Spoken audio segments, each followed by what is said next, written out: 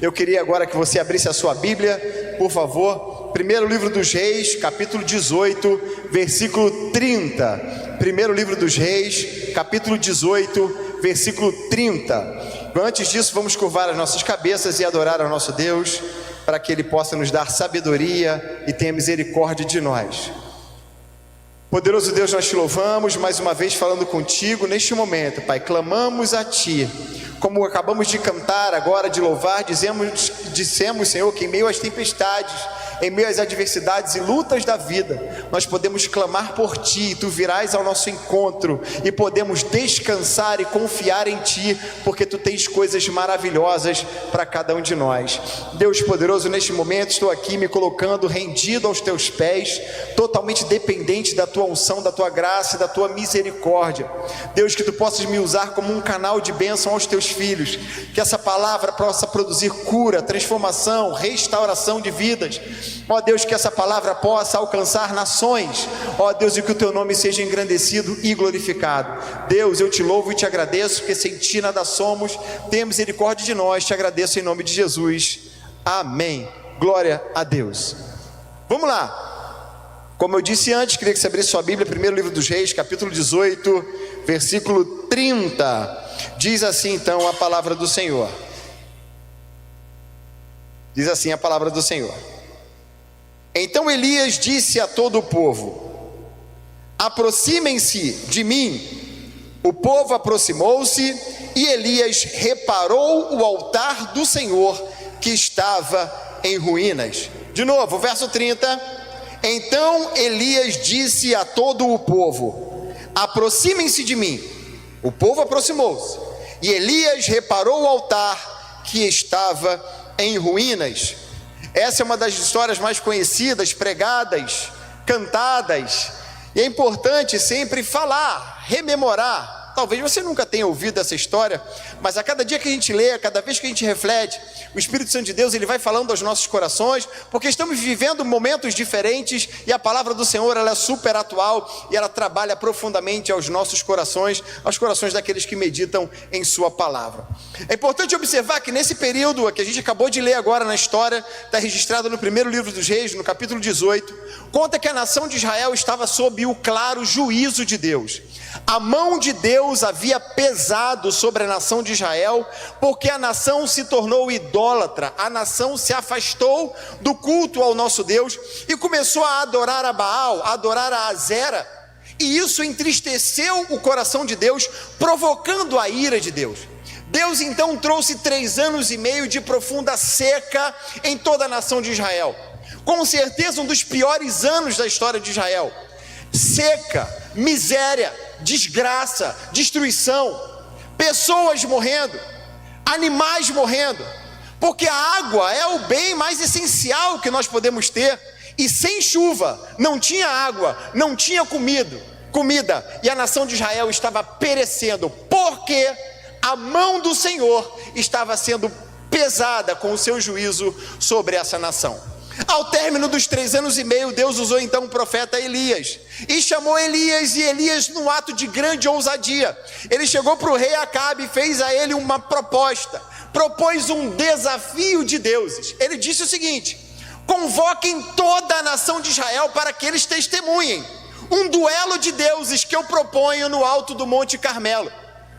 Todos nós, eu e vocês que são profetas de Baal e de Azera, cada um deve preparar um sacrifício, colocar esse sacrifício sobre o altar, preparar toda a lenha, porém ninguém deve colocar fogo. Aquele que clamar e Deus responder com fogo, este Deus deve ser temido, adorado e proclamado em toda a nação de Israel. Então Elias, muito gentil, cedeu a vez para que os profetas de Baal e de Azera clamassem ao seu Deus. Desde de manhã eles clamavam, gritavam, e nada do Deus deles ouvir. Clamavam para que Deus manifestasse, que o Deus deles manifestasse a sua glória através do fogo para consumir aquele holocausto, e nada acontecia. O tempo passando, as horas avançando, chegou meio-dia, 1h, 2h, e eles já começaram a ficar desesperados. Diz o texto que Elias começou a zombar deles. Elias começou a falar: grita mais alto, de repente o seu Deus está dormindo, grita mais alto, quem sabe ele não está dormindo. E aí o que aconteceu? Que eles começaram a se martirizar, num ritual totalmente macabro, se cortando, se autoflagelando com facas, com lanças, tentando atrair a atenção do Deus deles. Mas era um Deus morto, um Deus que não podia fazer nada, e o Deus deles não lhes respondeu. Os profetas de Baal e de Azera fracassaram no alto do Monte Carmelo, toda a nação ali como testemunha. E agora chegou a vez de Elias. Então Elias convocou de novo a nação e disse assim, está aqui no versículo 30: então Elias disse a todo o povo: aproximem-se de mim. O povo aproximou-se. Elias reparou o altar do Senhor, que estava em ruínas. Antes de dar seguimento a essa história, eu queria parar um pouquinho aqui e falar um pouco sobre esse altar que Elias disse e percebeu que estava em ruínas. A Bíblia é clara que esse altar já existia. A Bíblia não conta quem edificou aquele altar, quem construiu aquele altar, ou há quanto tempo aquele altar ali estava. Mas aquele altar do Carmelo, ele já existia. Um dia naquele altar houve a manifestação da glória de Deus. Um dia naquele altar houve ali sacrifícios que foram aceitos pelo Senhor. Mas não sei porquê esse altar agora estava fora de uso. Pessoas que iam ao Carmelo viam aquele altar que estava quebrado, destruído, em ruínas. Muitos talvez que fossem ao Carmelo nem identificassem aquilo ali como um altar, porque ele perdeu a sua forma, estava em ruínas, estava destruído. E aqui diz o texto claramente que Elias, antes de qualquer coisa, ele pegou o altar e identificou, percebeu que este altar precisava ser reparado. O altar havia perdido o seu propósito, o altar tinha deixado de cumprir a sua função.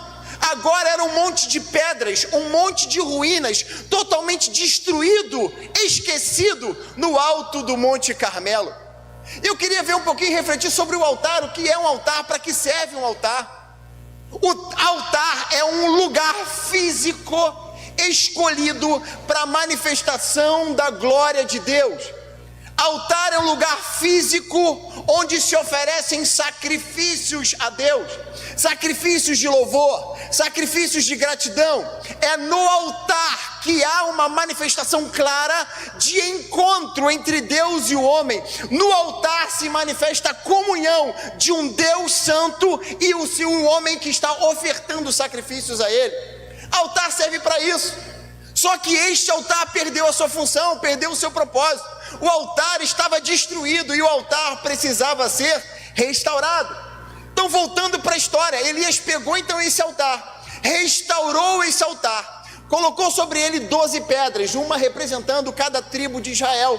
Pegou lenha, colocou sobre esse altar. E também ele fez uma coisa muito interessante: cortou ali o cordeiro, colocou ali sobre aquela lenha que estava no altar com as 12 pedras.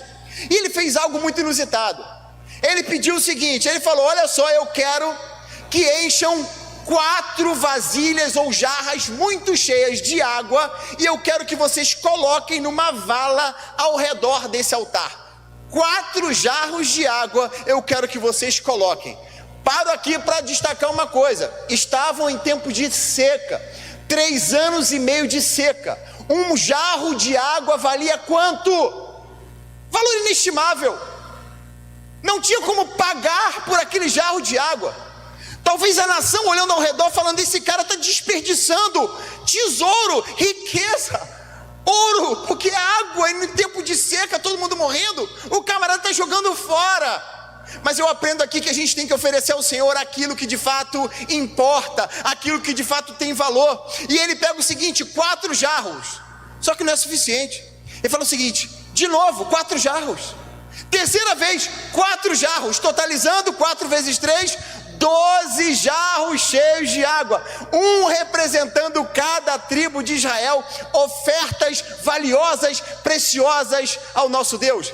Ao mesmo tempo, numa demonstração clara de fé, de que aquela água não seria mais necessária, porque ele sabia que o Deus que prometeu traria de novo chuva sobre a terra e a praga cessaria. Mas antes que tudo acontecesse, era necessário que o altar fosse reparado. Então, depois de fazer tudo isso e regar o altar 3 vezes com 4 jarros de água, ele então clamou ao Senhor: Deus Todo-Poderoso, toda a nação aqui está vendo, está todo mundo aqui reconhecendo que Baal hoje é o Deus, mas Senhor, tenha misericórdia, manda fogo do céu, para que todos saibam e proclamem que só há um Deus em Israel, o Deus Todo-Poderoso, o Deus de nossos pais, é o Deus que promete e cumpre, é o Deus dono da natureza, capaz de fazer cair fogo do céu. De repente, houve um fogo do céu, aquele altar ali foi cheio da glória de Deus, as pessoas ficaram surpresas e todos proclamaram e disseram: só o Senhor é Deus, só o Senhor é Deus,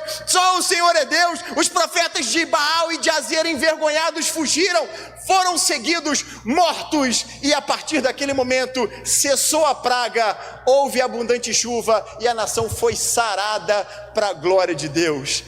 Todo o ciclo foi rompido, houve um movimento extraordinário, houve salvação, transformação e milagre, porque o altar foi restaurado. Eu queria falar um pouquinho sobre restauração de altar. Por quê? Aquele altar do Carmelo tinha sido ou esquecido ou perdido o seu uso. O que pode ter acontecido no alto do Carmelo para que aquele altar, que agora recebeu a manifestação da glória de Deus e que antes também já tinha recebido, por que ele ficou tanto tempo assim, destruído, abandonado, e por que ele estava em ruínas? Hoje, eu trazendo para as nossas vidas, a gente precisa ver que no tempo da graça, o altar é a minha vida e a tua vida. Paulo vai dizer aos Romanos capítulo 12, versículo 1, que o sacrifício vivo sou eu, que a oferta quem dá sou eu. O altar é a minha vida, é o meu viver, é o meu vestir, é o meu sentir. Tudo que eu sou é o altar, que é recebido ou não, o sacrifício para o nosso Deus. Partindo da premissa que o altar é a minha vida, a tua vida, a nossa vida, eu te pergunto nessa noite: como está o teu altar? Olhando para si, será que o seu altar hoje tem recebido a glória de Deus? É claro que neste lugar há uma comunhão constante e plena com Deus? Ou seu altar está em ruínas? Seu altar está destruído, desfigurado, quebrado? E enquanto ele estiver quebrado, Deus não vai habitar. Enquanto ele estiver quebrado, não vai haver restauração de um ciclo, não vai haver esta quebra deste processo que está assolando a sua vida. Enquanto você não restaurar o altar da sua vida, você não vai vivenciar os planos e os propósitos que Deus tem para a tua vida. É necessário que o altar esteja reparado. Primeira coisa que eu vejo que pode ter ocasionado a destruição daquele altar do Carmelo, que um dia foi usado e agora estava em ruínas, destruído. Primeira coisa, a falta de uso. A falta de uso de algo, ela traz consigo um desgaste extraordinário. Quer ver? Se você viaja, você tem uma casa que tem um quintal, experimenta ficar 1 ano fora de casa e volta para você ver. Você vai ver que os matos começam a entrar dentro de casa, começa a ferrugem, corroer os objetos de ferro, começa a entrar o que não deve dentro de casa, e a casa começa a perecer pela falta de uso. Você vê aqui, por exemplo, no centro histórico, mansões, casas que eram aparentemente lindas, enormes, totalmente destruídas. Por quê? Os donos morreram, briga de família, ninguém ocupava a casa, ninguém ocupa a casa, e a casa foi destruída e pereceu por causa da falta de uso. Assim é você foi criado para ser um altar para a manifestação da glória de Deus, mas você está em desuso. Você tem usado a sua vida para outros propósitos, senão para oferecer sacrifícios de louvor e adoração ao nosso Deus. E por isso, pela falta de uso, o seu altar está quebrado, a sua vida está destruída, a sua vida está em ruínas. Talvez você até tente invocar Deus, mas enquanto a sua vida estiver em ruínas, você não verá a glória de Deus. Então a falta de uso, ela é algo que provavelmente tenha ocasionado a destruição daquele altar. Segunda razão que talvez eu identifique: assim como uma casa, que ela perde o seu propósito quando ela deixa de ser usada, e ela começa a ser invadida por outros bichos e outras coisas mais, nós vemos que o pecado ou a sujeira é algo que pode ter contribuído para a destruição e para a ruína daquele altar. De novo, trazendo por exemplo da casa, imagina uma casa abandonada. De repente, a casa que se tinha como propósito abrigar pessoas, os seus moradores, como os moradores abandonaram, aquela casa agora começa a ser abrigo de impurezas, poeira, sujeira, roedores, pragas, ratos, baratas.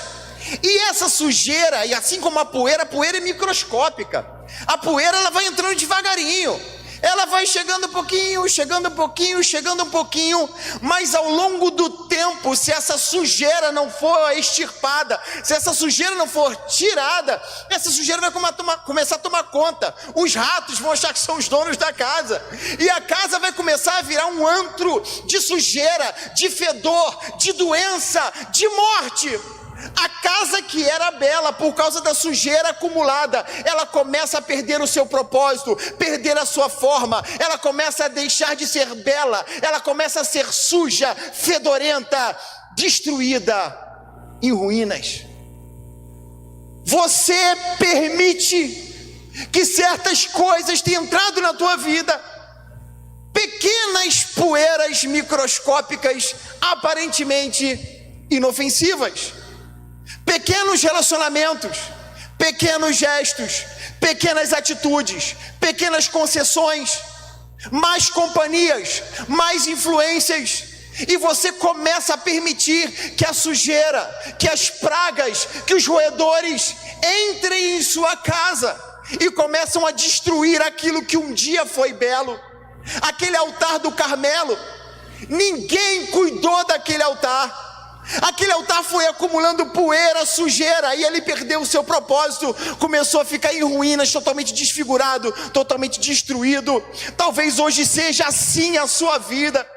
Você não sente mais Deus, você não é mais usado por Deus, você não consegue ter prazer em Deus, porque o seu altar está cheio de impureza, cheio de sujeira, cheio de lixo, que precisa ser tirado nessa noite, em nome de Jesus, porque você é altar, você não é depósito de lixo, você foi feito para a glória de Deus, para a manifestação da glória do Senhor. Então tira esse lixo, tira esses ratos, rompa com o pecado em nome de Jesus, e você verá o fogo de Deus descendo sobre a tua casa, sobre a sua vida, e você será alguém reconhecido como aquele que tem comunhão plena com o Senhor, e a partir do altar restaurado será dado início a um novo ciclo de cura e de restauração sobre a sua vida. Glória a Deus.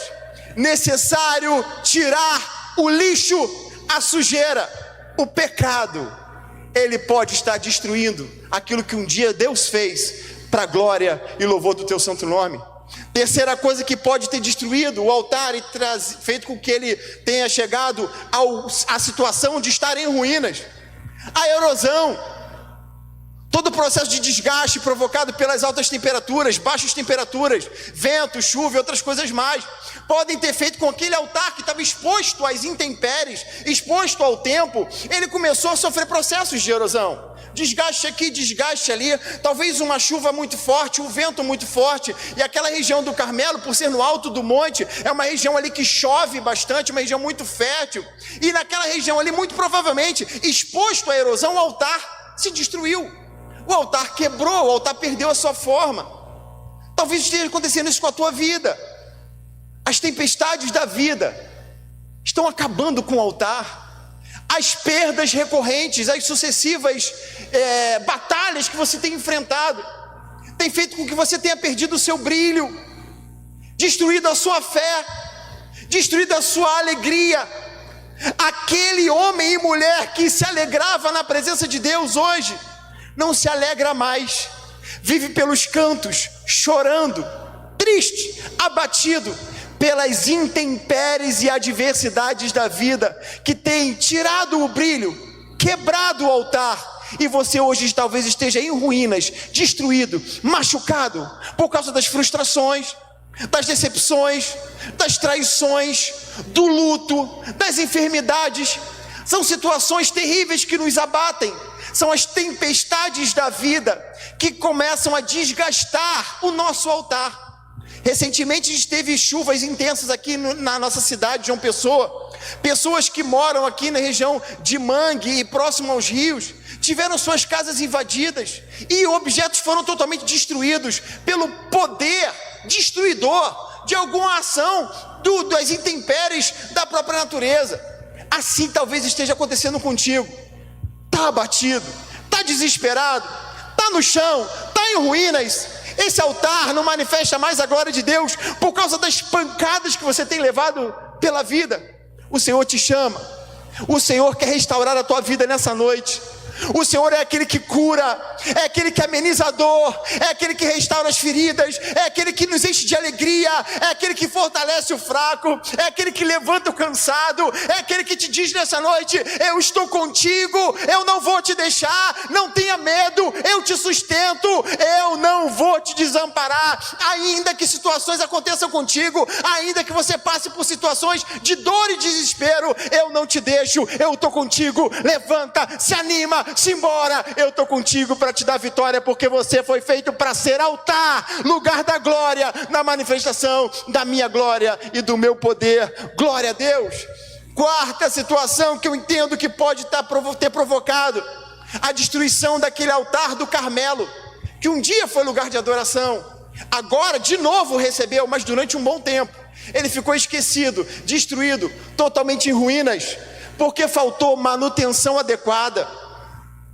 Você pode ter um carro, uma bicicleta, uma casa, o que você tiver. Se você não tiver manutenção adequada, vai pifar, vai quebrar, vai perder o seu propósito para o qual ele existe.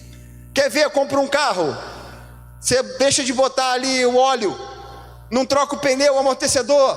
Quando acender a luzinha da bateria lá, você não faz nada, meu irmão. Esse carro vai ficar pelo caminho, vai virar o quê? Sucata. Ele perde o propósito para o qual ele foi criado. O carro existe para quê? Para transportar pessoas. Carro enguiçado transporta o quê? Nada. Ele perde o seu propósito. A manutenção é fundamental, assim como na casa, numa bicicleta, em qualquer coisa. Você, eu, como gente, ser humano, como pessoa, preciso de manutenção. Tem que ir no médico de vez em quando, alimentação regrada, e por aí vai. Fazer alguns exames periódicos. Eu preciso de manutenção, senão a máquina pifa. Então tudo é necessário ter manutenção adequada. O altar também, o altar da sua vida.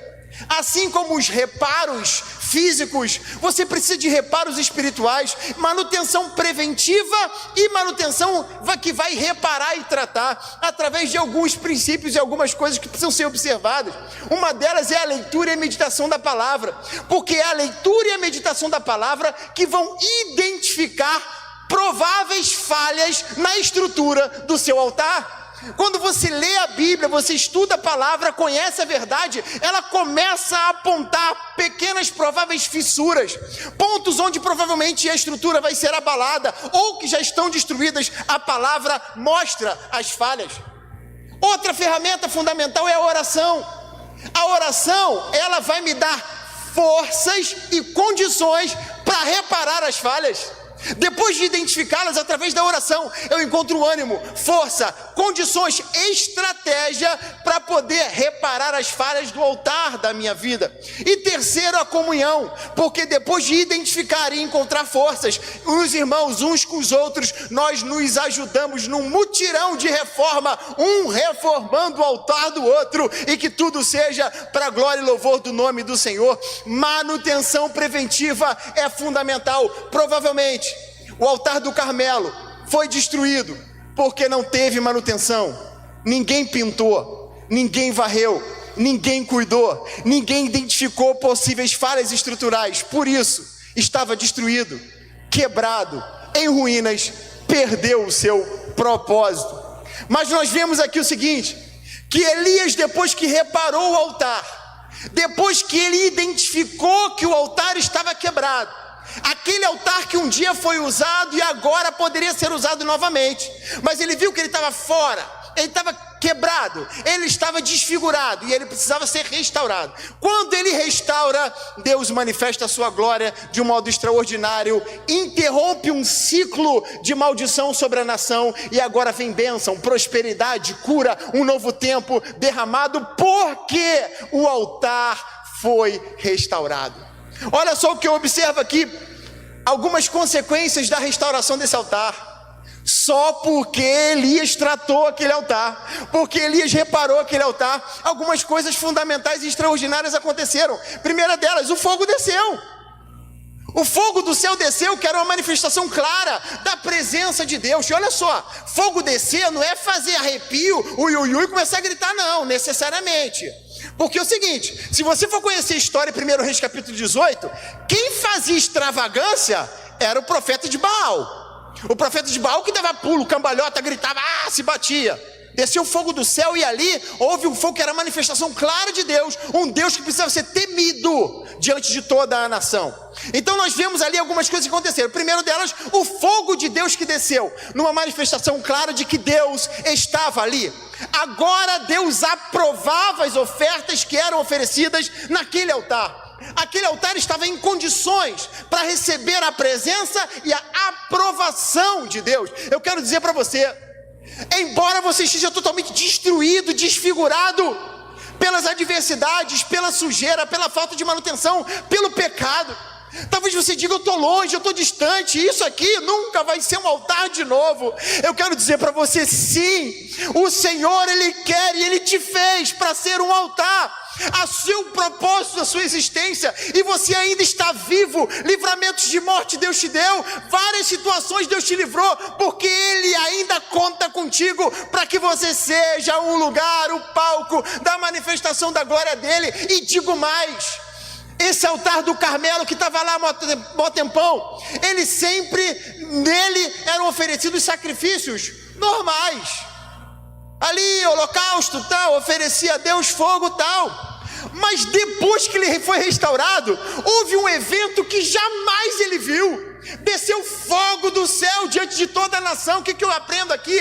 A glória da segunda casa vai ser maior do que a primeira. Se você se arrepender, se você se quebrantar, ainda que pareça impossível, em ruínas, destruído, no pó, um caco miseravelmente pisado pelo diabo e pelo pecado, o Senhor quer restaurar a tua vida. Repare o altar, esteja disposto, porque Deus quer, a partir de você, dar início a um tempo de restauração sobre a sua vida, sobre a sua casa, sobre essa nação.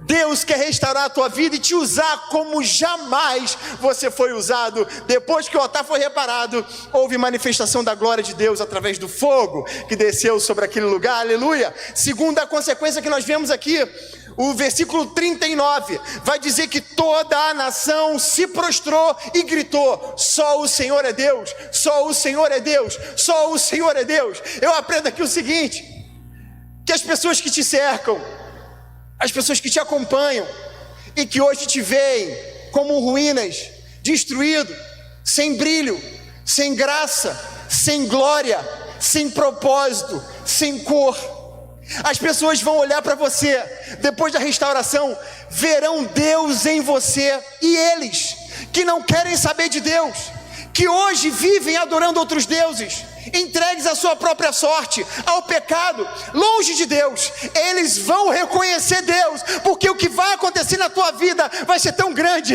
Eles vão dizer, só o Senhor é Deus, só o Senhor é Deus. Eu aprendo aqui o seguinte, quando houver restauração na tua vida, os seus parentes, os seus primos, seus vizinhos, seus filhos, seus pais hão de confessar Jesus como Salvador, porque o que vai acontecer na tua vida vai ser tão grande,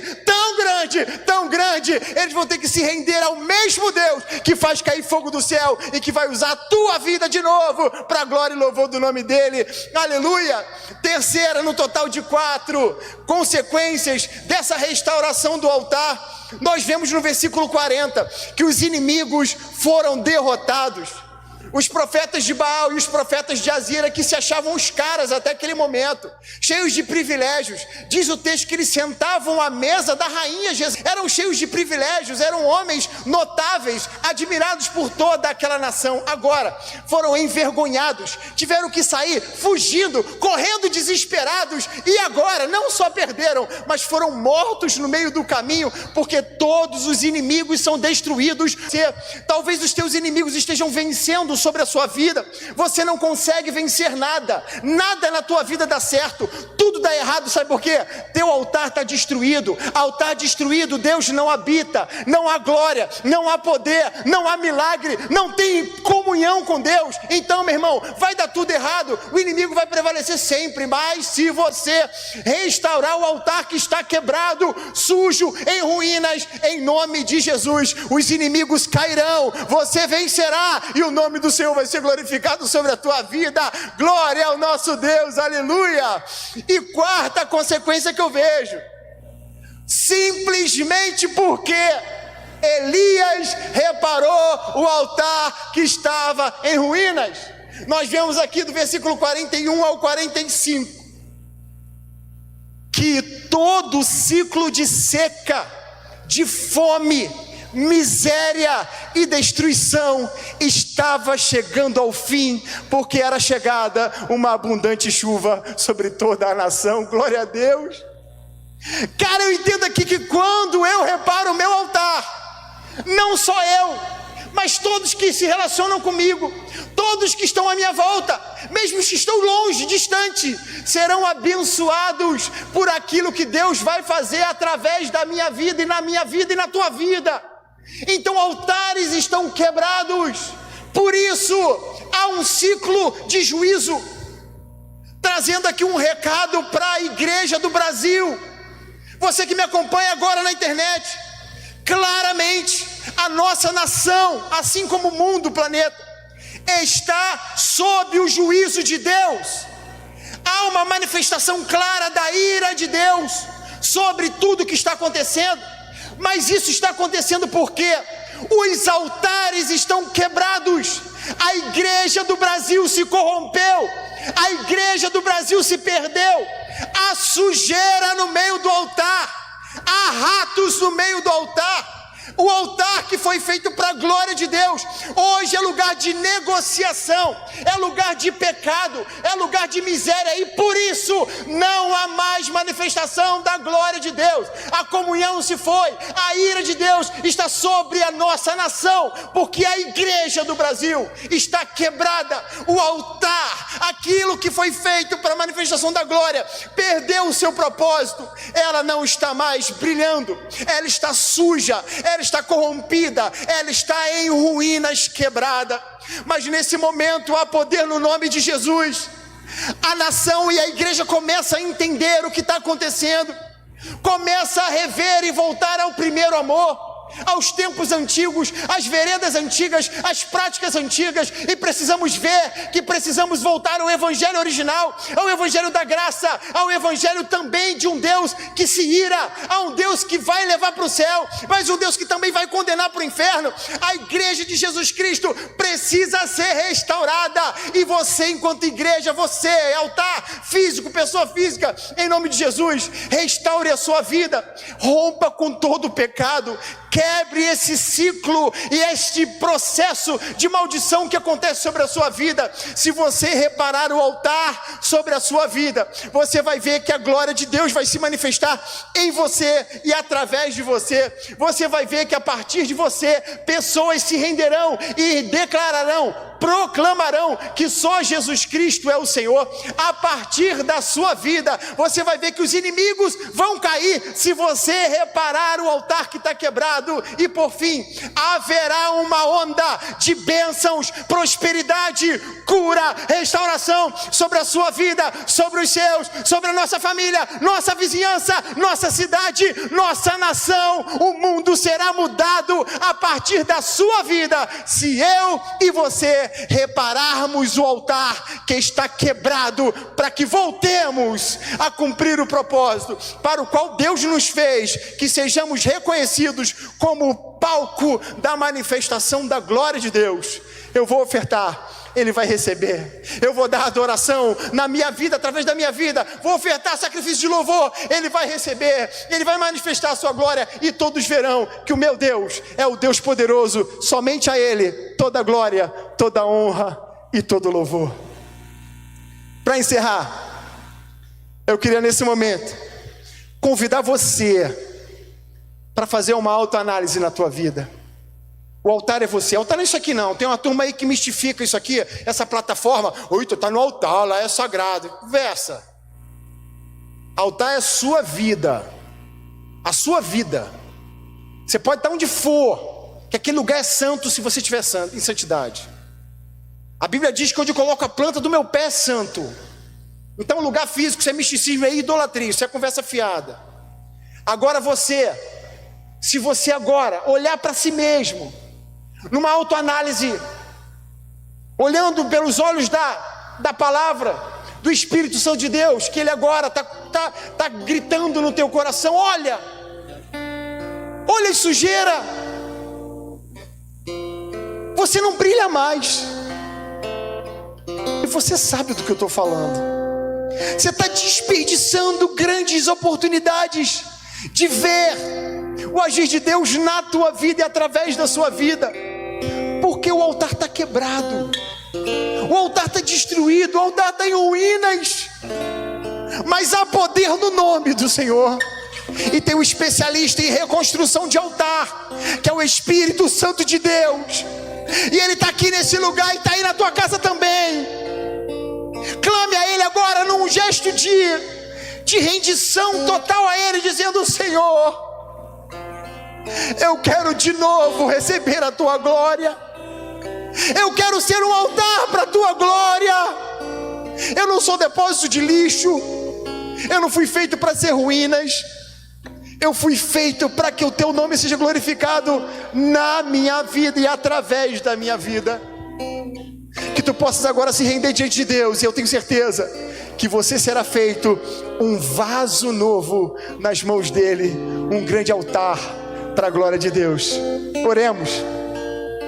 Poderoso Deus, eu te louvo pela tua palavra, que é poderosa e dura, que vai de encontro às nossas necessidades. E muitas vezes achamos que pelo simples fato de sermos feitos altares, não precisa de manutenção, não precisa limpar, pode deixar a sujeira habitar, não precisa cuidar. E por isso muitos perderam o propósito. Por isso nós vemos cada vez mais um número grande de crentes, de pessoas lotando as igrejas e os templos, cheio de live acontecendo nos Instagrams da vida agora, altares quebrados, sem brilho, sujos, cheios de lixo, de rato. Mas Senhor, que tu possas olhar para a minha vida, para a vida de todos aqueles que nos acompanham agora, Senhor.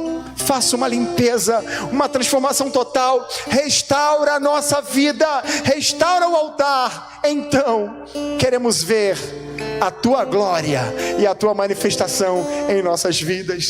Eu te louvo, te agradeço pela tua bondade e misericórdia, porque eu sei que ainda que estejamos destruídos, a glória da segunda casa vai ser maior do que a primeira. Aleluia. Eu te louvo, Senhor, eu te agradeço, em nome de Jesus, amém. Glória ao nosso Deus. Eu quero ser, Senhor amado, como um vaso, como um vaso nas mãos do oleiro,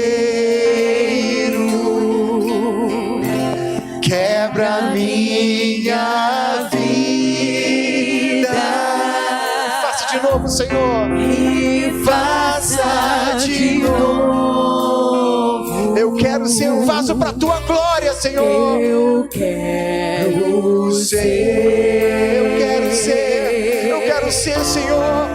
Eu quero de novo um altar para a tua glória e para o teu louvor. Amém. Glória a Deus. Vaso novo.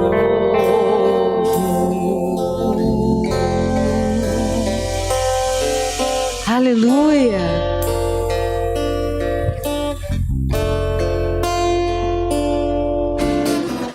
Eu tenho um Deus que não vai deixar essa luta me matar, o desespero me toma. Por mais pressão que seja a situação, o controle ainda está na palma de suas mãos. Eu tenho um Deus que não vai deixar essa luta me matar, o desespero me toma. Por mais pressão que seja a situação, o controle ainda está na palma de suas mãos. O choro dura uma noite, mas a alegria ela vem pela manhã.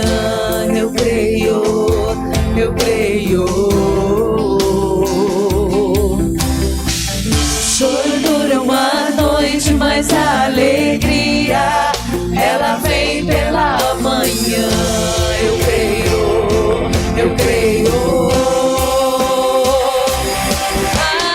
Ainda que a figueira não floresça e não haja fruto na vide, e o produto da oliveira minta, todavia me alegrarei, todavia me alegrarei, todavia me alegrarei.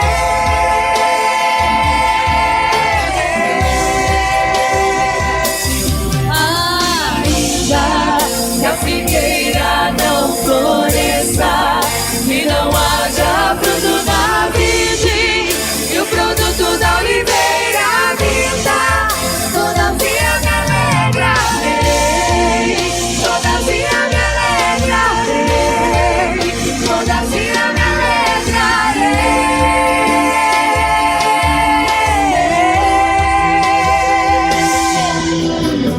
O choro dura uma noite, mas a alegria ela vem pela manhã. Eu creio, eu creio. O choro dura uma noite, mas a alegria ela vem pela manhã. Eu creio, eu creio. O choro dura uma noite, mas a alegria ela vem pela manhã. Eu creio, eu creio. O choro dura uma noite, mas a alegria ela vem pela manhã. Eu creio, eu creio. Ainda que a figueira não floresça e não haja fruto na vide, e o produto da oliveira linda, todavia me alegrarei, todavia me alegrarei.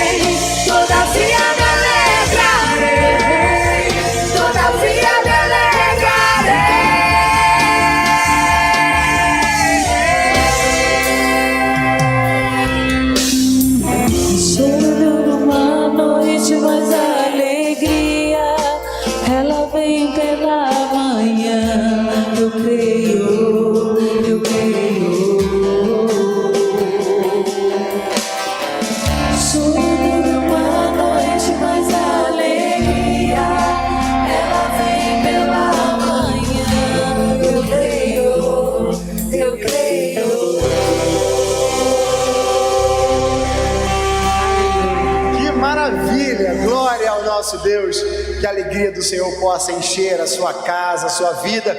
Você tem uma semana abençoada, cheia de vitória, com o altar restaurado, e você verá a glória de Deus te acompanhando todos os dias da sua vida. Eu quero fazer aqui um convite para você, depois compartilhar esse vídeo para que outras pessoas também acompanhem.